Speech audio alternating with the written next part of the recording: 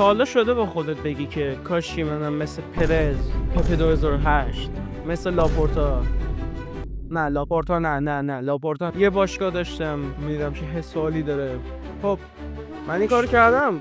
اومدم با یه ویدیو خفن فشار میخورم و دیگه نمیمونم. من نفسی میزنم خلافه میزنم چه میدم من راجع بله هم میدیدیم رو میگیرم من منیجر کریر رو باز میکنیم. لایو نه میریم از اول شروع کنیم، چون من یکی از علاقه‌مندان به سلطان تنهاخم و خیلی ناراحت شدم از اینکه از من یونایتد عشق زندگی من رفت بیرون. برای همین میافتیم دنبال تنی نیست. دارم ریدم خوب توی بازی چرا نیست؟ ای بابا حاجی من با پپ بیریم جلو. پپ حداقل بیاریم. پپ مطمئن نیستم. پپ خودش رو ثابت کرده همه جوره توی منسیتی، پس از آن گزینه مورد اعتمادیه. حاجی میخوام کلاب بسازم. کجاست؟ کرییت کلاب. اسم کلاب اون چی بزنیم؟ حاجی باید یه اسمی بزنیم که دهان پرکن باشه. هر وقت اسمش اومد همه پشمشون بریزه. نه اسمش رو بزنیم کیدینگ.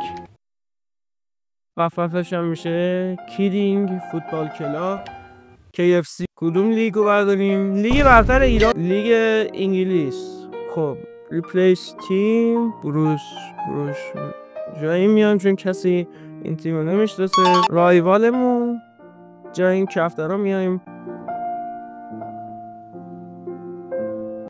2000 years later. خب اینم از تیم، اینم از لوگو.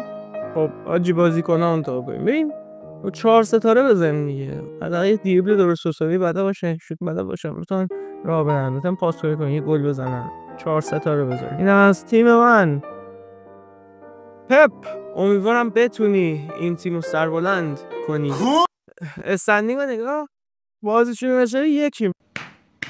این یعنی چی؟ یعنی اینکه دیگه نیاز نداره به این که ما بخوایم خودمون رو درگیر کنیم. لیورپول رو میزنیم، اینو میزنیم، سیتی رو میزنیم، همه رو میزنیم، جر داغو میکنیم.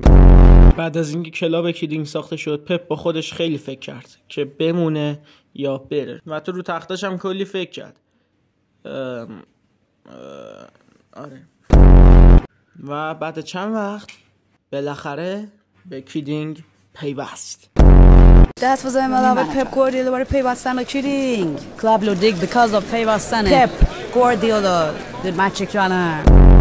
بعد از گذشتن چند وقت بالاخره این فصل کم به پایان رسید و با ببینیم که پپ گواردیولا چه نتایجی رو به دست آورده.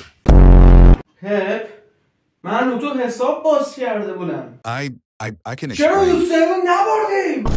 I چرا سقوط کرد؟